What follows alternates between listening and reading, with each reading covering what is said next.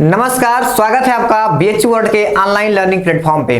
दोस्तों, जैसा कि आपको पता ही होगा कि इस समय हम लोग बीएचयू के प्रीवियस ईयर क्वेश्चंस सॉल्व कर रहे हैं। सब्जेक्ट आपको पता ही होगा, हम लोग का सब्जेक्ट है फिजिक्स और उस फिजिक्स में एक चैप्टर है हम लोग का करंट इलेक्ट्रिसिटी। करंट इलेक्ट्रिसिटी के पहले हम लोग कैपेसिटर और इलेक्ट्रोस्टैट, ये दो टॉपिक जो मोस्ट इंपॉर्टेंट है, 12th के जो स्टार्टिंग चैप्टर्स माने जाते हैं और है भी, आप एनसीईआरटी में भी पढ़े होंगे, आप हिंदी मीडियम से हैं तो कुमार मित्तल में भी पढ़े होंगे। ये शुरुआती चैप्टर हैं, स्टार्टिंग चैप्टर हैं, आपके इनिशियल चैप्टर्स हैं। मैं आपको ये सब कवर कर चुका हूं। अगर अभी तक आपने उस वीडियो को नहीं देखा है तो सबसे पहले आप एक काम करिए, बीएचयू वर्ल्ड के प्लेलिस्ट में जाके सबसे पहले उस वीडियो को देख लीजिए।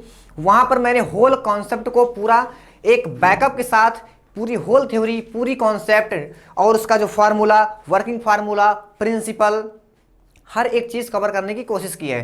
तो मैं सोचता हूं, आई होप, आई थिंक कि ये आपके लिए जो निकटतम भविष्य में आपके बीएचयू एंट्रेंस एग्जाम में क्वेश्चंस आएंगे वो आपको ज्यादा हेल्पफुल करेंगे, क्योंकि वो क्वेश्चंस ऑलमोस्ट बीएचयू एग्जामिनेशन में पूछे जा चुके हैं। तो इसमें no doubt, I have no doubt about that questions कि वो क्वेश्चन हमारे इंपॉर्टेंट है या नहीं है। आई थिंक कि वो सब पूरा इंपॉर्टेंट है। रूटीन आपको पता ही होगा कि हम लोग क्या डिस्कस करते हैं। सबसे पहले हम लोग डिस्कस करते हैं बीएचयू के प्रीवियस ईयर क्वेश्चंस, उसके बाद हम लोग डिस्कस करते हैं जेईई के क्वेश्चंस, क्योंकि जेईई के भी क्वेश्चंस इसमें आ जाते हैं। तो एक बार पुनः आपका स्वागत करता हूं बीएचयू वर्ल्ड के इस ऑनलाइन लर्निंग प्लेटफॉर्म पे। और आइए देखते हैं आज के पहले लेक्चर्स में पहला क्वेश्चन हमारा क्या है। देखिए क्वेश्चन आपकी आंखों के सामने। क्वेश्चन क्या कह रहा है, What is saying of questions? Question क्या कह रहा है, if a parallel combination of n identical resistance each have value small r is converted into series combination। सबसे पहले क्या कह रहा है, हमारे पास स्मॉल n मतलब n हमारे पास प्रतिरोध है, रेजिस्टेंस है। उसके बाद हम लोग क्या कर रहे हैं, उसके बाद हम लोग कर रहे हैं कि स्मॉल r सभी का सेम है, उसको एक बार हम लोग पैरेलल कॉम्बिनेशन बना रहे हैं। उसके बाद हम लोग एक सीरीज कॉम्बिनेशन बना रहे हैं। सबसे पहले पैरेलल कॉम्बिनेशन, उसके बाद सीरीज कॉम्बिनेशन। पहले पैरेलल था, उसके बाद में सीरीज हो गया। तो हमने जो value of the new combination, जो वैल्यू है न्यू कॉम्बिनेशन का, वो क्या है, m टाइम्स ज्यादा है उस ओल्ड वाले से, तो m की वैल्यू क्या होगी। इसका मतलब आप समझ पा रहे हैं। इसका मतलब ये कह रहा है कि सबसे पहले हमने पैरेलल में जोड़ा था। किसमें जोड़ा था, पैरेलल में। अगर हमने जब पैरेलल में जोड़ा तो मान लेते हैं कि इसका जो आया, यस मान लेते हैं, इसका जो नेट इक्विवेलेंट रेजिस्टेंस आया। उसके बाद हमने इसको कन्वर्ट कर दिया सीरीज में। तो जो हमको अब मिला, जो हमको नया वाला मिला, वो पुराने वाले से कितना ज्यादा है, कितना टाइम्स ज्यादा है, m टाइम्स ज्यादा है। तो ये बताइए कि m की वैल्यू क्या होगी। देखिए कैसे इसको हम लोग सॉल्व करेंगे। आपको जैसा कि पता ही होगा, पैरेलल के लिए अगर हम लोग R इक्विवेलेंट निकालने की कोशिश करें तो 1/R1 प्लस में 1/R2 प्लस में 1/R3 प्लस में एंड सो ऑन। हमारे पास कितने हैं, टोटल n है। तो 1/RI का मतलब हो गया 1/R प्लस में 1/R प्लस में 1/R dot dot dot n। अरे भाई साहब, यही तो लिखा है। अच्छा, 1/R is equal to 1/r, पूरा कॉमन कर लो आप यहां से, और आपको मिलेगा 1 plus dot dot dot n। यहां से हमको मिला 1/R is equal to 1/R into में स्मॉल में n, और r की वैल्यू आप निकालोगे तो आपको मिलेगा n बाई आर, यहाँ पे है पलट जाएगा r बाई n ओम। ये आपको मिल गया। Are you getting my points और not. r is equal to r by n ohm. तो ये तो हमारा पहला कॉम्बिनेशन था। इस प्रकार से अब हम देखते हैं कि हम जब इसको कन्वर्ट कर दिए सीरीज में ले जाके तब क्या हो रहा है। तो मान लेते हैं वो RS आ रहा है, तो small r plus small r dot dot dot n times. तो RS इज इक्वल टू क्या हो जाएगा, NR हो जाएगा। इतना तो आपको अब तक पता चल चुका होगा। अब मैं क्या कह रहा हूं, जो हमारा नया वाला है पुराने वाले से m टाइम्स ज्यादा है, मतलब RS m टाइम्स ज्यादा है RP से। भाई साहब, RP हमारा पुराना है, RS हमारा नया है। RS की वैल्यू रखो NR, m की वैल्यू ऐसे रहेगी। RP की वैल्यू क्या आई थी, आप यहां से देखो, R की इसकी वैल्यू आई थी, ये n है, R बाई n। तो हम लोग लिखेंगे R बाई n। तो यहां से हमको मिलेगा R बाई n। उसके बाद क्या होगा, स्मॉल r से स्मॉल r कैंसिल, और m की वैल्यू आपको मिलेगी n स्क्वायर। ये आपका आंसर है। देखते हैं m बराबर n स्क्वायर किस ऑप्शन में दे रखा है। यू कैन सी हियर, यहाँ पे हमारा ऑप्शन नंबर 3 सही है, n स्क्वायर। समझ में आ गया, बढ़िया से समझ में आ गया। चलिए अब हम लोग चलते हैं अपने नेक्स्ट क्वेश्चन पे और देखते हैं वो प्यारा सा क्वेश्चन हमारा क्या है। ऐसे क्वेश्चन एग्जाम में हमेशा पूछे जाते हैं 1 ओम 1 ओम 1 ओम ऐसे दिया है पूरा इनफाइनाइट टाइम्स तक, इनफाइनाइट टाइम्स तक ये लगे हुए हैं। अब पूछ रहा है कि अगर ये पॉइंट हमारा, अगर ये हमारा ए है और ये हमारा बी है, तो ए और बी के बीच में तुल्य प्रतिरोध इक्विवेलेंट रेजिस्टेंस हमको बताओ कितना होगा, और ये 4 ऑप्शंस आपको दिए गए हैं। चलिए अब हम लोग देखते हैं कि इस टाइप के क्वेश्चंस को सॉल्व करने का क्या तरीका होता है। इस टाइप के क्वेश्चंस को सॉल्व करने का कौन सा तरीका होता है। देखिए सबसे पहले हमारा यहाँ पे दिया हुआ है, अब देखो फिर से ऐसे ऐसे, फिर ऐसे ऐसे, फिर ऐसे ऐसे, फिर ऐसे ऐसे, फिर ऐसे ऐसे, फिर ऐसे ऐसे, ये डॉट डॉट डॉट गया है इनफाइनाइट टाइम्स तक।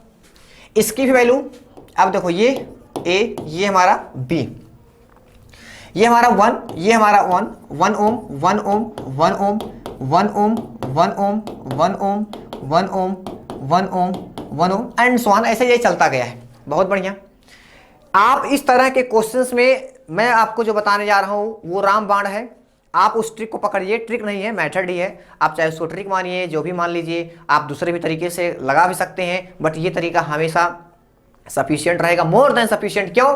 क्योंकि आप इसके मदद से मात्र कुछ ही सेकंड में आप अपना आंसर अचीव कर सकते हो।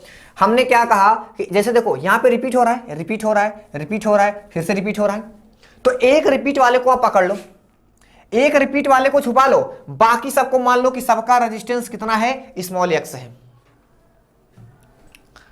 अरे सुनो, ऐसे सुनो, पहले इसे मान लो, let the net resistance between A and B is, मान लेते हैं हमारा क्या है, ए और बी के बीच में जो हमारा नेट रेजिस्टेंस है वो एक्स ओम है, मान लेते हैं, कोई डायलेमा नहीं, कोई दुविधा नहीं, एक्स ओम है। अब यहां से हम लोग क्या करते हैं, अब मान लेते हैं कि इतना हमारा छोड़ के इधर का कितना होगा। तो ये बताओ भाई साहब, ये हमारा अगर सागर है, अगर ये हमारा समुद्र है ये, और इसमें से एक गिलास आप पानी बाहर लेकर चले गए, तो क्या इसके मैग्नीट्यूड पे कोई इफेक्ट आएगा? नहीं आएगा, कोई इफेक्ट नहीं आएगा इसके मैग्नीट्यूड पर। इसका मतलब आप यहां से अब इसको छिपा रहे हो, अब पूछ रहे हो बताओ इतने का कितना होगा, तो इतने का भी एक्स ही होगा। अरे यार एक पॉइंट निकाल लो, इनफाइनाइट है तो कोई मतलब नहीं है। देखो यहां से 1 ओम, यहां से 1 ओम, यहां से 1 ओम, ये हमारा ए, ये हमारा बी, और ये हमारा इसके पैरेलल में जाके जुड़ जाएगा। ये हमारा क्या हो जाएगा, इसके पैरेलल जुड़ेगा, जिसका हमने मान रखा है एक्स। एक रिपीटेड छोड़ के बाकी सबको एक्स मान लेना, और नेट भी आप एक्स ही मानना। इनफाइनाइट में से हमने एक निकाल लिया, कोई मतलब नहीं, कोई दिक्कत नहीं, तब भी हमारा वैसे ही पड़ा रहेगा।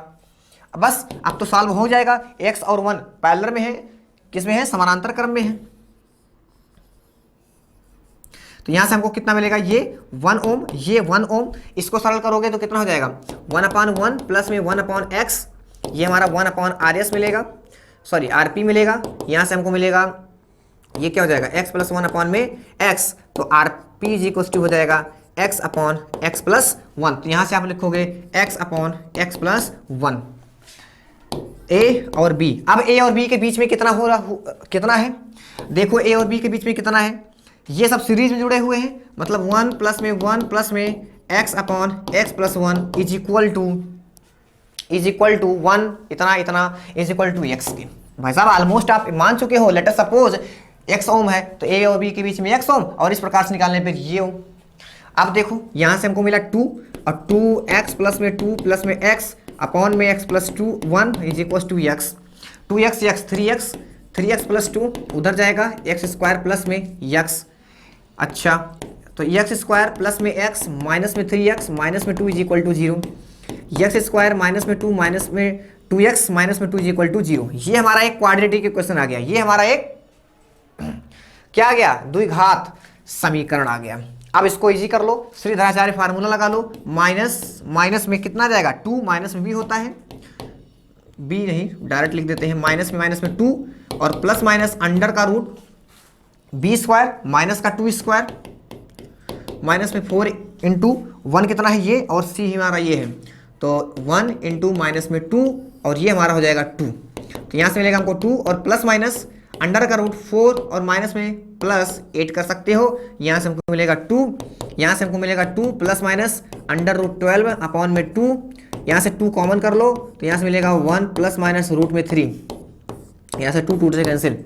अरे यार अंडर रूट 12 लिखा है, अंडर रूट 12 को लिखोगे अंडर रूट 4 इंटू 3 और 4 को लिखोगे 2 इंटू 2 और पेयर बाहर आ जाएगा, कॉमन कर लोगे 1 प्लस माइनस रूट 3 आ जाएगा। हमारे पास आंसर क्या आया 1 प्लस माइनस रूट 3। सर गलत हो गया, यहाँ पे 1 प्लस भी दिया है, यहाँ पे 1 माइनस भी दिया है, अब हम कौन लगाएं सर, अब हम तो कंफ्यूज हैं। तो क्या आपने गलत सॉल्व किया? नहीं। अब देखो एक दिमाग और लगाओ, आपको दिया है एक जगह 1 प्लस रूट 3, एक जगह दिया है 1 माइनस में रूट 3। रूट 3 की वैल्यू होती है 1.732, तो ये आपने यहाँ पे किया तो 1.732 आया, मिला के जो भी कुछ आएगा पॉजिटिव आएगा। यहाँ पे जैसे आपने किया 1 माइनस में 1732 माइनस में निगेटिव आ गया। क्या रेजिस्टेंस कभी निगेटिव हो सकता है? क्या रेजिस्टेंस कभी निगेटिव हो सकता है? डेट मीन्स हमारा ये वाला गलत है, डेट मीन्स हमारा ये वाला ऑप्शन गलत है। हमारा ऑप्शन सही क्या निकला? ये वाला। अब जाके आपको फील आया, अब जाके आपको फील आया कि नहीं बताओ? तो इस प्रकार से हमारा ये क्वेश्चन सॉल्व होगा। अब हम लोग चलते हैं, हमारा देखते हैं अगला कौन सा क्वेश्चन है। अगला क्वेश्चन कह रहा है, बहुत इजी क्वेश्चन है, मेटल आर गुड कंडक्टर। जो हमारे धातु होती हैं, धातुएं होती हैं, वो बहुत ही अच्छी चालक होती हैं। क्यों? देन इंसुलेटर, इंसुलेटर की तुलना में, इंसुलेटर की तुलना में कैसे होती हैं? अरे भाई अब इंसुलेटर में फ्री इलेक्ट्रॉन ही नहीं होते हैं, तो चालक कहाँ से बनोगे? देयर एटम रियली अपार्ट, बहुत दूर दूर होते हैं। दूर कहाँ होते हैं भाई? गलत है। अरे एकदम ऐसे ऐसे होते हैं, जहाँ पे रहते दूसरे ऐसे ऐसे पकड़ के एकदम एकदम कसे होते हैं। दे कंटेन फ्री इलेक्ट्रॉन, अभी देखते हैं इस पे। देयर एटम्स कोलाइड फ्रीक्वेंटली, तो एटम से कोलाइड करने से क्या भाई क्या होगा? अरे एटम एटम एटम एटम एक दूसरे से टक्कर मार रहे हैं तो उससे क्या हो जाएगा? दे हैव रिफ्लेक्टिंग सरफेस, नहीं। तो यहाँ पे आपको अब तक पता चल गया होगा कि हमारा सही ऑप्शन क्या है, उसके पास फ्री इलेक्ट्रॉन्स होते हैं।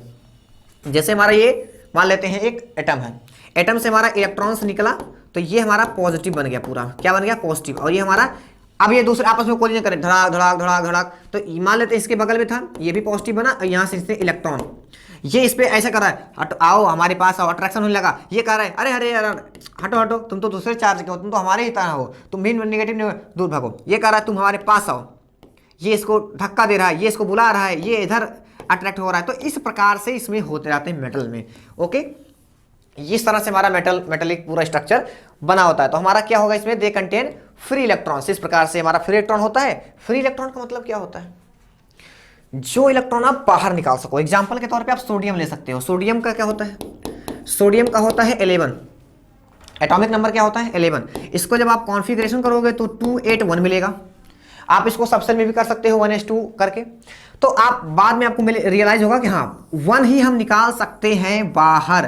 तो अगर हम पूछे सोडियम के पास कितना फ्री इलेक्ट्रॉन है, तो 1 फ्री इलेक्ट्रॉन है, क्योंकि हम लोग 1 को ही आउट कर सकते हैं। और जैसे ही 1 जाता है बाहर, ये बना देता है Na+।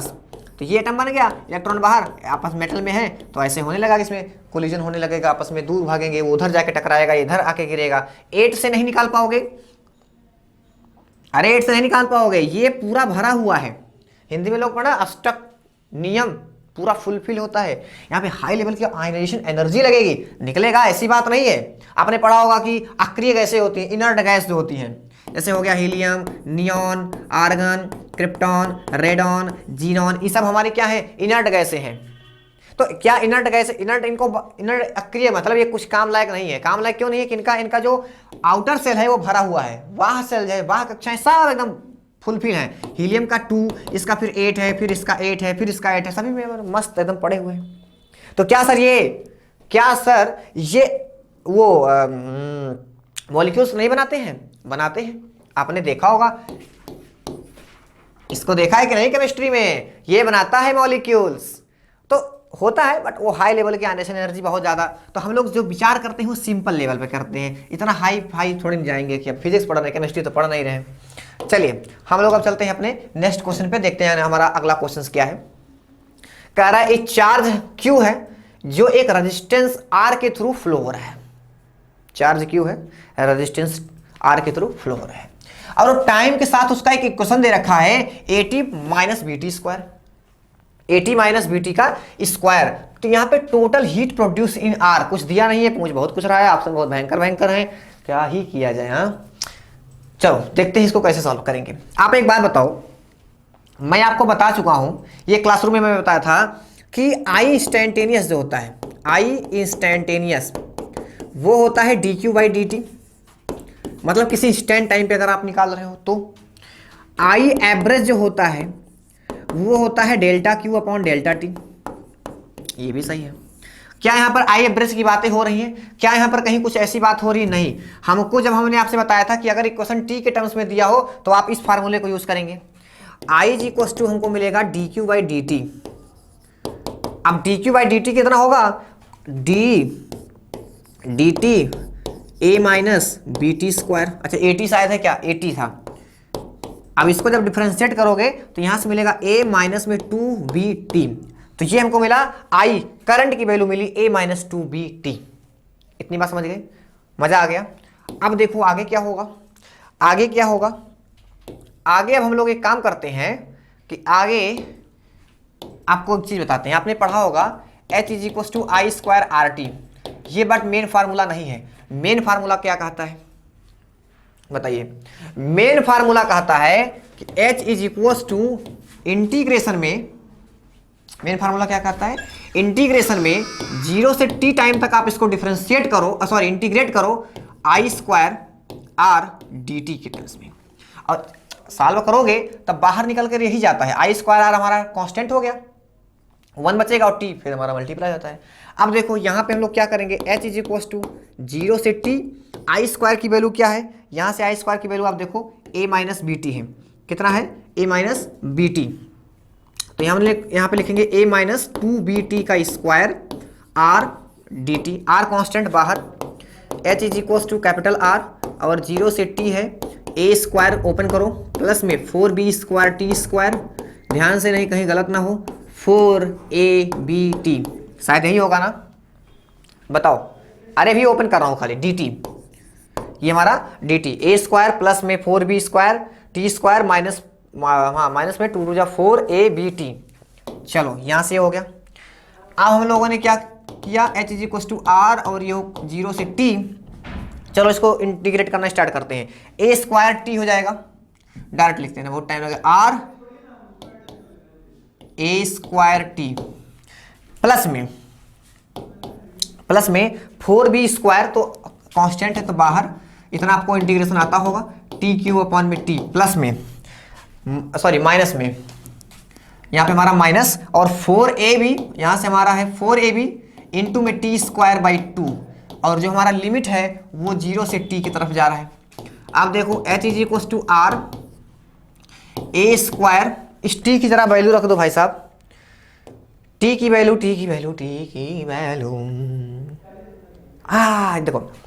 अब एक मिनट और सुनो, एक चीज आप और सुनो, यहाँ पे जो कह रहा है charge capital Q is following through a resistance R varies with time T as Q, इतना total heat produce in R, total पूछ रहा है। मतलब आप करंट को मैक्सिमम पॉइंट तक पहुंचा दीजिए कि अब इससे ज्यादा हमारा नहीं जाएगा भैया, करंट हमारा जीरो टाइप का, मतलब करंट फ्लो हो रहा है। जीरो होने मतलब ये नहीं कि करंट उसमें है ही नहीं, गायब हो गया पूरा करंट। बट यहाँ पे हमको मिला है आई इज इक्वल टू क्या, ए माइनस में 2bt, बताओ ये मिला है कि नहीं बताओ। जैसे हमको मिला है कि q is equal to q बराबर 80 माइनस बी टी स्क्वायर, उसको हम लोग डिफरेंशिएट किया तो आई मिला। जैसे आप इसको 0 के इक्वल करोगे माइनस में 2bt, और यहाँ से आपको मिलेगा a अपॉन 2b, इस वैल्यू को t की वैल्यू को ले जाके वहाँ पे पुट करो 0, क्योंकि समझ पाए ना, varies with time maximum total heat पूछ रहा है। अच्छा तो यहाँ से अब हम लोग रखेंगे a स्क्वायर, और t की वैल्यू भी हम लोगों ने क्या डिफाइन किया था, a upon 2b plus plus plus plus 4b square into 4/3 इधर कर दो, और t का क्यूब मतलब a का क्यूब अपॉन में 8b क्यूब, बहुत सावधानी के साथ 4ab अपॉन में 2 इधर, और t स्क्वायर मतलब a अपॉन 2b स्क्वायर मतलब 4b स्क्वायर। ये हमारा टोटल हो गया, शायद सही है ना, गलत होगा तो पता ही चलेगा। आप सुनो, ऊपर क्या है a क्यूब, नीचे क्या है 2b, उसके बाद में क्या है प्लस में 4 से 2 कटा और 8 कटा, 2 आया और 1/6 हुआ, हाँ सर सही है 1/6 होगा। अच्छा, यहां से आपका बच रहा है ए क्यूब अपॉन में बी बच रहा है ना, बी स्क्वायर से कट कर देगा। अब इधर देखो 4 से 4 कट्टी कुट्टा, ऊपर बचा केवल बचा यहाँ पे हाफ। भाई भाई भाई भाई सॉरी सॉरी सॉरी, सुनो यहाँ पे माइनस रहेगा, वहाँ पे क्या है माइनस है, देखो देखो देखो गड़बड़ मत कर देना भाई, माइनस प्लस। हमको मिला माइनस में और हाफ, बी से बी कैंसिल, ऊपर बचा ए क्यूब अपॉन में बी। देखो क्या आपको मिला, A cube upon 2b, A upon plus में कट गया। अब आपको मिलेगा h is equals to R A cube upon में 6b। पूछ क्या रहा था, यही तो पूछ रहा था, तो बराबर में हम लोग लिख सकते हैं ए क्यूब कैपिटल आर अपॉन में 6b। देखते हैं ऑप्शन कोई मैच हो रहा है कि नहीं। बस सिंपल सा था, बस इस फार्मूले को आप लोग याद रखिएगा। अगर आपको क्या करे, आई हमारा दे दे टी के टर्म्स में, टाइम के साथ अगर वो वेरी कर रहा है तो हम लोग इसी ऑप्शन को लगाएंगे। ओके चलो देखते हैं हमारा कौन सा ऑप्शन सही है, ए क्यू अपॉन आर 6b, यही सही है हमारा। कौन सा हमारा ऑप्शन सही था, तो यहां से हम लोग टिक करते हैं, हमारा ऑप्शन सही है ए। आई होप कि आपको ये पूरा अच्छे समझ में आ गया होगा। यहाँ पे समझने वाली बात बस वही थी कि आई को डिफरेंशिएट करना है, क्यू को डिफरेंशिएट करना है, आई मिलेगा क्योंकि टोटल पूछ रहा है, आई बराबर 0, उसके बाद खत्म। कहीं कहीं लिख भी देता है, कभी कभी क्वेश्चंस क्या आता है, जब क्वेश्चन आएगा तो आपको लिख देगा, ऐसे लिख देगा। उस क्वेश्चन के लिए बता रहा हूँ, जैसे उस क्वेश्चन के लिए क्या लिख देगा, ऐसे आपको कहीं कोने में लिख देगा कि for I is equal to 0 के लिए आप डिफाइन करो, तो भी आप पता चल जाएगा कि हाँ ये क्या कहना चाह रहा है। यहाँ पे कह रहा है कि who determine the mass of electron indirectly. देखो साइंटिस्ट का भी नाम पूछ लेता है, इसलिए साइंटिस्ट का भी नाम आप याद रखो, चिपका दिया यहाँ पे साइंटिस्ट का नाम। तो भाई इसको सबको पता है, जे थॉमसन, क्लास 9 से हम लोग पढ़ते आते हैं जे थॉमसन। देखो सबसे फर्स्टली इन्होंने किया था, फर्स्टली थे जे थॉमसन, थॉमसन की स्पेलिंग ये है। सबसे पहले इन्होंने क्या किया था, जे थॉमसन इसको मेजर किया था। बाद में एक मिल्कन साहब थे, मिल्कन, स्पेलिंग क्या होगा मिल्कन का, KAN शायद था, मिल्कन। उनका आपने पढ़ा होगा ऑयल ड्रॉप एक्सपेरिमेंट, हिंदी में कहते हैं तेल बूंद प्रयोग। क्या कहते हैं, तेल बूंद प्रयोग। ऑयल ड्रॉप एक्सपेरिमेंट उन्होंने E/m, ये E/m charge of electron upon, मतलब चार्ज और मास का रेशियो डिफाइन किया था उन्होंने। तो ये पहले किए थे, ये फर्स्ट थे। अच्छा लिखा तो हूँ। और इसके लिए इनको नोबेल भी मिला था। क्या मिला था, नोबेल प्राइज मिला था। तो मिल्कन साहब ने ऑयल ड्रॉप एक्सपेरिमेंट से इसको फाइंड किया। कभी कभी पूछता है कि जो हमारा चार्ज और मास का रेशियो होता है प्रोटॉन के लिए क्या होता है, सॉरी न्यूट्रॉन के लिए क्या होता है। तो न्यूट्रॉन के लिए आपको पता है, फॉर न्यूट्रॉन बता दे रहा हूं अलग से, वो for neutron E is equal to 0, so E/m is equal to 0। तो ये सब छोटी छोटी बातें, ओके, बड़े बड़े एग्जाम में छोटी छोटी बातें पूछ ली जाती हैं। तो ये हमारा E/m है। ओके आप समझ चुके होंगे, इसमें कोई बहुत ज़्यादा दिक्कत नहीं था। हम लोग चलते हैं अपने नेक्स्ट क्वेश्चन में। इस तरह के क्वेश्चंस आपने सॉल्व भी किए होंगे, काफ़ी जो है जटिल कॉम्प्लेक्स, बहुत ही कॉम्प्लेक्स सर्किट बना के आपको दे देता है। अब इसको सॉल्व करो। ये हमारा ए है, ये हमारा बी है। देखिए यहाँ पे देखो 3 प्रकार का जो होता है सॉल्व करने का जो तरीका। पहला तरीका होता है, पहला क्या होता है, मिरर सिमेट्री, मतलब ये जो बहुत ही कॉम्प्लेक्स सर्किट को सॉल्व करने का तरीका। दूसरा होता है फोल्डिंग सिमेट्री, फोल्डिंग सिमेट्री। और तीसरा होता है पोटेंशियल मेथड। तीसरा क्या होता है, पोटेंशियल मेथड। क्या होता है, पोटेंशियल मेथड। मिरर सिमेट्री, यहां पे कोई सिमेट्री दिख रही है, कोई सिमेट्री नहीं, यहाँ पे 2, यहाँ पे 4, यहाँ पे क्या था, शायद गड़बड़ कर दिया, यहाँ पे 3 था, 8 था, 4, 6, कितना रहा होगा, यहाँ पे शायद 6 ही था, आई होप। चलिए देखते हैं जो भी होगा, मेथड जाने जरूर। मिरर सिमेट्री, फोल्डिंग सिमेट्री और पोटेंशियल सिमेट्री। तो यहाँ पे ऐसी कोई सिमेट्री नहीं दिख रही है, इसलिए हम लोग यूज करेंगे पोटेंशियल मेथड। कौन सा मेथड यूज करेंगे, पोटेंशियल मेथड। आपको यही बताना पसंद करूंगा मैं कि पोटेंशियल मेथड कैसे हम लोग यूज करते हैं। मान लेते हैं कि इसको हम लोगों ने किसी एक बैटरी से ऐड कर दिया, इतनी बात समझ में आई। हमने क्या किया, एक बैटरी को मान लेते हैं इसका 0 वोल्ट है, इसका V वोल्ट है, मतलब टोटल हमारा B वोल्ट है। अरे भैया B - 0 बराबर V ही होता है पोटेंशियल डिफरेंस। तो पोटेंशियल डिफरेंस हमारा अक्रॉस A और B कितना है, V है। अगर B यहां पर है तो यहां पर भी B होगा, यहाँ पर भी है तो यहाँ पर भी होगा, यहाँ पर भी होगा। ऐसा क्यों सर? अरे भैया जब कोई रेजिस्टेंस नहीं है तो पोटेंशियल ड्रॉप नहीं होगा, कहीं पोटेंशियल गिरेगा, कहीं कम होगा, कहीं नहीं गिरेगा, आराम से वो चलेगा, दौड़ेगा। अच्छा, यहाँ पे जीरो तो यहाँ पर भी जीरो, यहाँ पर भी जीरो, यहाँ पर भी जीरो। मान लेते हैं इस जंक्शन पॉइंट पे हमारा x वोल्ट है, कितना है? x वोल्ट है। मान लेते हैं जंक्शन पॉइंट पे हमारा जो पोटेंशियल डिफरेंस है वो कितना है? x वोल्ट है। अब हम लोग ड्रा करेंगे इसका पिक्चर और देखते हैं, और हम लोग देखेंगे कि किस तरह से इसको हम लोग सॉल्व करें। सबसे पहले हम लोगों ने पॉइंट ए लिया, चलिए सबसे पहले हम लोगों ने पॉइंट ए लिया, उसके बाद हम लोगों ने पॉइंट बी लिया। ये हमारा पॉइंट ए है और मान लेते हैं ये हमारा पॉइंट बी है, और ये हमारा पॉइंट मान लेते हैं जो हमारा x है, यहाँ पे b वोल्ट, यहाँ पे 0 वोल्ट, यहाँ पे x वोल्ट। जब ऐसा आप लोग मानना, सपोज करना, तो इसको बीच में ही रखना। अब सुनो, ये देखो v और 0 के बीच में एक रेजिस्टेंस लगा हुआ है, और इस v और 0 के बीच में एक रेजिस्टेंस, मतलब b और 0 के बीच में दो रेजिस्टेंस हैं। v और 0 के बीच में दो रेजिस्टेंस है भैया, मतलब ये ऐसे टिक टिक टिक टिक टिक टिक टिक टिक टों चों सो, ये देखो टिक टिक टिक टिक टिक टिक ऐसे जुड़ा हुआ है। समझ गए बात? और रेजिस्टेंस का नामकरण, ये 3 है, एक 6 है, एक 3 है और 6 है। चलो, एक का नाम है 3 ओम और एक का नाम है 6 ओम। इतना समझ के बाद अब देखो, ये देखो x और 0 के बीच में 6 ओम और इस x और 0 के बीच में 4 ओम, मतलब x और 0 के बीच में दो रेजिस्टेंस हैं, ये 4 और इधर 6, 4 और 6 है x और 0 के बीच में। मतलब क्या है? मतलब हमारा ये है, आप ऐसे लिख सकते हो टिक टिक टिक टिक टिक टो टिक टिक टिक टिक टिक, ऐसे डायरेक्ट जोड़ दो। एक हमारा क्या है? 4 ओम है और एक हमारा क्या है? 6 ओम है। क्या हमने वैल्यू सही ली है? 4 ओम और 6 ओम। अब देखो V और X के बीच में एक है 8 और V और X के बीच में है 2, मतलब 8 और 2 ओम का दो रेजिस्टेंस हमारे में लगा हुआ है। अब देखो ये क्या है? टिक टिक टिक टिक टिक टिक टिक टिक, यहाँ से ऐसे कर सकते हो, डायरेक्ट ऐसे जोड़ दो टिक टिक टिक टिक टिक।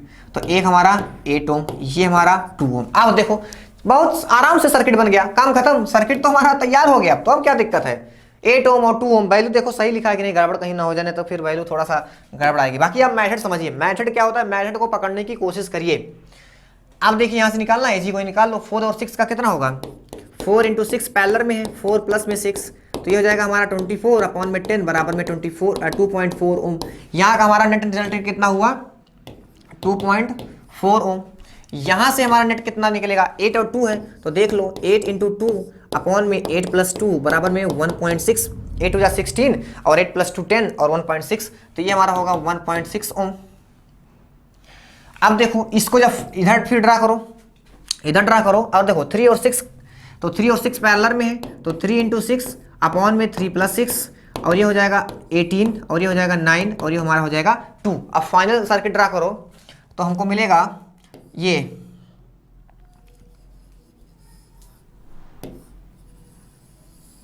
हमारा B पॉइंट और ये हमारा A पॉइंट। अब देखो नीचे हमारा 3 और 6 का रिजल्टेंट 2 बचा है, तो यहाँ पे आप लोग 2 ओम, और क्या बचा हुआ है ऊपर हमारा पूरा देखो 1.6 2.4, तो कितना हो जाएगा बताइए? 6 4 10 और 2 3 4, ये हमारा कितना हो जाएगा? 4 ओम। अब इसका रिजल्टेंट निकाल लो, 4 × 2 अपॉन में 4 + 2, ये हमारा 8 हो गया, और हमारा ये 6 हो गया, हमको मिलेगा 4/3 ओम। ये हमारा आंसर हो गया। बताइए मजा आ गया? फील आया क्वेश्चंस में? क्वेश्चंस में हमारा फील आना जरूरी होता है, अगर अदरवाइज क्वेश्चन बेकार हो जाएगा। हमको फील आना चाहिए क्वेश्चन में कि हमारा क्वेश्चन कैसे लगा। तो हमारा ऑप्शन इसमें कौन सा सही है? 4/3। चलिए अब हम लोग चलते हैं अपने नेक्स्ट क्वेश्चन में, देखते हैं इसमें हमारा कौन सा ऑप्शन सही है। सबसे पहले दिया है इलेक्ट्रिक आयरन 2 किलोवाट का है, तो सबसे पहले हमको P मिल गया 2000 वाट का। मैंने बदल दिया उसको तुरंत, जस्ट ये नहीं एक बार उसको P लिखो फिर उसको बदलो, ऐसा सब मत करना एग्जाम में।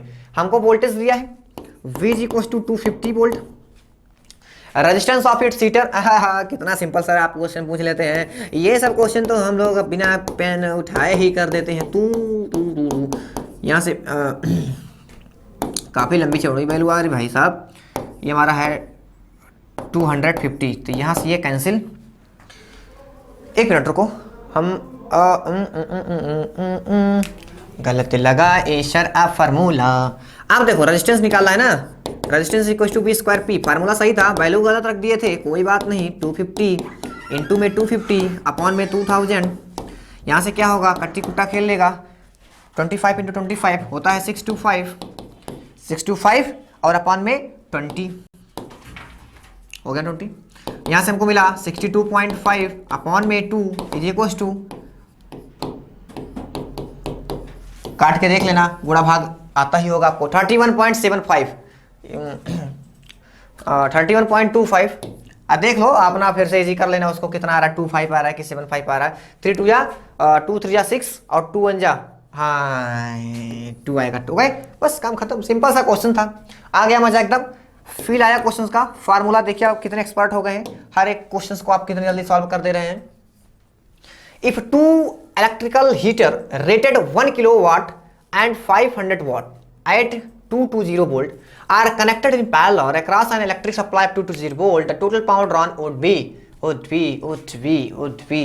अच्छा, सबसे पहले हम लोग निकालते हैं R1 कितना होगा। R1 होगा भाई साहब बी स्क्वायर अपॉन P1, तो कितना है 220 अपॉन में P1 हमारा कितना दे रखा है 2। अच्छा ठीक है, ये आइडेंटिकल है, दोनों का इक्वल है, तो 220 और ये हमारा कितना देखा 1000। यहाँ से ये कैंसिल, तो ये हो गया 484 अपॉन में 10, तो यहाँ से मिला 48.4 ओम। अरे भैया दोनों का है, R1 भी उतना है, R2 भी उतना है, दोनों का सेम। अच्छा नहीं सेम नहीं है, एक मिनट, 1 किलोवाट है और 500 वाट है, तो ये फर्स्ट का हो गया। सेकंड का निकाल लो, वी स्क्वायर अपॉन में P2, यहाँ से 220 अपॉन में P2 हमारा कितना है 500, कटा कितना हमको मिला 484 अपॉन में 5, यहाँ से हमको मिला 5 9 जा 45 और 3 बचेगा 34 और 6 और पॉइंट में 8, ये शायद यही आएगा 96.8 ओम। अब इनको जोड़ दिया गया है किसमें, पैरेलल में। अरे ऐसा करो, तब इसको मत बदलो भैया, दुखी हो जाओगे सर आप, दुखी हो जाओगे। पैरेलल में जोड़ना है, सीरीज जोड़ना होता तो भी सही रहता। चलो रिजल्टेंट निकालते हैं, आरपी कितना हो जाएगा 1 upon R1 plus 1 upon R2, ये तो आपको पता ही है, लिखना फिर क्या है, इसको ही डायरेक्ट रखो। अब सोचो 1 अपॉन 484 अपॉन 10 ऊपर भाग जाएगा, तो 10 अपॉन 484 प्लस में कहाँ गया 5 ऊपर चला जाएगा, 5 ऊपर गया, 484 ऊपर हो गया, 1 अपॉन आरपी में। अब क्या करें, 1 अपॉन 484 कॉमन कर लो, तो 15 बचेगा, ऊपर हो जाएगा 15 और 484 हो जाएगा। यहाँ से अगर हमको मिले आर कितना मिल जाएगा 484 अपॉन में 15, परेशान नहीं होने का, 484 अपॉन 15 आ गया। अभी मत काटना पीटना, आरपी निकालना है। और फिर से कह रहा है कि अगर 220 वोल्ट पे हम लोग इसको लगा दें तो बताओ कितना मिल जाएगा हमको, तो बताते हैं कितना मिल जाएगा इनको। तो सबसे पहले हमको मिला है 484। अब देखो फिर से निकालना है P, तो कॉम्बिनेशन का P वी स्क्वायर अपॉन में आर पी। अब भैया टोटल कॉम्बिनेशन में निकाल रहे हो ना आप, वी स्क्वायर हमारा 220 अपॉन में आर पी कितना निकला था 484 अपॉन में 15 था शायद, तो ऊपर चला जाएगा। हाँ ठीक तो है, तो 22 इंटू में 100 इंटू में 15, अरे भैया 0 उधर चला गया, ये हो गया 484, ये पूरा कैंसिल हो गया और हमको मिला कितना 15 वाट। गलत हो गया सर, 1500 वाट ऑप्शन में ही नहीं है, ऑप्शन में है, ध्यान से देखो, आंखों की बत्ती को जलाइए, महकाइए। ये देखिए क्या लिखा है 1.5 किलोवाट। तो क्या आप इसको ये बताइए अगर आप इसको 1000 से डिवाइड कर दो तो क्या ये हमारा आएगा पहले 1500 1500, उसके बाद 1000 से हमने डिवाइड कर दो, किलोवाट में नहीं बदल जाएगा, तो 00 से 00 नहीं हो जाएगा, तो ये हमारा 1.5 किलोवाट, ये हमारा आंसर हो गया। तो ये हमारा रहा ऑप्शन जो आपकी आंखों के सामने घूम रहा है, ये हमारा है बी स्क्वायर। तो ओके 1.5 किलोवाट। चलिए चलते हैं हम लोग अपने नेक्स्ट क्वेश्चन पे, देखते हैं क्वेश्चन क्या कह रहा है। क्वेश्चन बहुत ही ये भी करके पता नहीं कुछ लिखा हुआ है। There are concentric sphere of radius A and B respectively. Concentric मतलब होता है संकेंद्रीय वृत्त, मतलब उनका केंद्र एक है और त्रिज्या अलग अलग है। जैसे मान लो ऐसे है, ये क्वेश्चन ऐसे कर रहा है, एक ऐसे है और एक ऐसे है, एक ऐसे है एक ऐसे है। इसका रेडियस जो है वो हमारा ए है और जो इसका रेडियस है वो हमारा बी है। अच्छा, उसके बाद कुछ कह रहा है, उसके बाद कह रहा है उनके बीच का जो खाली जगहिया है भाई, ये वाला, इनके बीच में हम लोग फिल कर देते हैं मीडियम, जो इसका रेजिस्टिविटी रो है। ये मान लेते हैं थोड़ी मोटाई का है यार। अब मजा आया? ऐसे ऐसे ऐसे ऐसे भाई, मीडियम बना रहे हो ना, मीडियम बना रहे हो ना, ऐसे ऐसे ऐसे ऐसे ऐसे ऐसे ऐसे ऐसे ऐसे। चलो मान लेते हैं इसकी जो मोटाई है वो dx है, मानेंगे उसकी। अच्छा, निकालना क्या है? रेजिस्टेंस निकालना है। क्या निकालना है? Resistance. The inter gap between the two sphere will be, जो गैप है इनके बीच में, उनके बीच का रेजिस्टेंस कितना होगा, उसके बीच का रेजिस्टेंस कितना होगा, और गैप में हमने भर दिया है ये मीडियम। हाँ सर, ये हमारा बड़ा वाला स्फीयर, ये हमारा छोटू वाला स्फीयर, और हमको बीच में एक मीडियम भर दिया गया है, और पूछ रहा है बीच में जो इंटर गैप है उनके बीच का, हमको दो स्फीयर के बीच में जो गैप है उसका तुल्यांकी प्रतिरोध बता दो, इक्विवेलेंट रेजिस्टेंस बता दो। तो मान लेते हैं dx है, उसका रेडियस x है, मान लेते हैं उसका dx मोटाई है, 2dx मोटाई का, और x उसका रेडियस है। अगर इसके लिए हम लोग r रेजिस्टेंस फाइंड करें तो हम लोग छोटू सा dx के लिए छोटू सा टुकड़ा लें dx, उसके लिए अगर हमको रेजिस्टेंस मिलेगा dr मिलेगा, dr मिलेगा। रो होता है, आपको रेजिस्टेंस का फार्मूला क्या पता है? R is equal to rho L by A होता है। यहाँ पर L का काम कौन कर रहा है? dx कर रहा है। छोटा सा टुकड़ा लिए हो आप, छोटे से टुकड़ों को काटो और यहाँ पे लेकर आओ ऐसे dx का, तो ये लेंथ नहीं दिखेगा? बताओ। तो हमने लिखा रो dx। अपॉन में क्या होता है? एरिया। स्फीयर है तो 4 पाई आर स्क्वायर, रेडियस का स्क्वायर, तो हमारा रेडियस इसके लिए एक्स स्क्वायर है, तो 4 पाई एक्स स्क्वायर। क्या आपको समझ में आया एक्सप्रेशन? क्या आपको ये एक्सप्रेशन समझ में आया? और छोटे के लिए अगर निकाल लिए हो तो सभी के लिए निकाल लो, सभी के लिए निकाल लो, सभी के लिए निकाल लो।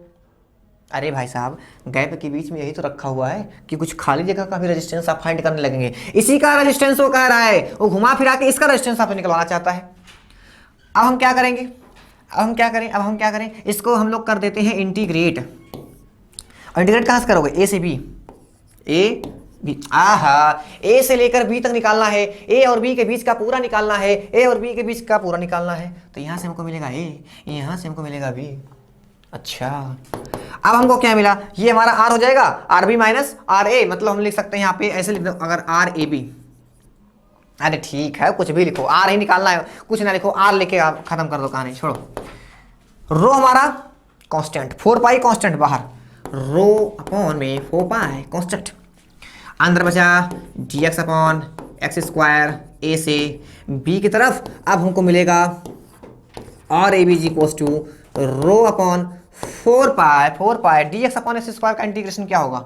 आप यहाँ पे देखो, इंटीग्रेशन ऊपर लेके जाओगे x की पावर -2 dx, और x की पावर n dx का क्या होता है? x की पावर n+1 अपॉन में n+1, बस वैल्यू रखो। x की पावर में -2 प्लस में 1, माइनस में 2 प्लस में 1, x की पावर माइनस में 1, माइनस में 1 बाई एक्स आएगा। करके देख लेना, ये सब इजी है। तो आएगा माइनस में 1 बाई एक्स ए से बी की तरफ, ए से बी की तरफ। अब हम लोग इसको और थोड़ा सा इजी कर दें तो रो अपॉन 4 पाई, अपर लिमिट रखो तो माइनस में 1 बाई बी, और माइनस में 1 अपॉन ए। ऐसे होगा 1 अपॉन बी, माइनस में और माइनस में 1 अपॉन ए। तो ये आपको फाइनल मिलेगा रो अपॉन 4 पाई 1 अपॉन ए माइनस में 1 अपॉन बी, और यही आपका आंसर हो गया। यही आपका आंसर हुआ दोस्तों। फील आया कि नहीं क्वेश्चन का? बताओ, कहीं मैच कर रहा है कि नहीं? बताओ। 1 अपॉन ए माइनस में 1 अपॉन बी, और ये देखो ये मैच कर रहा है।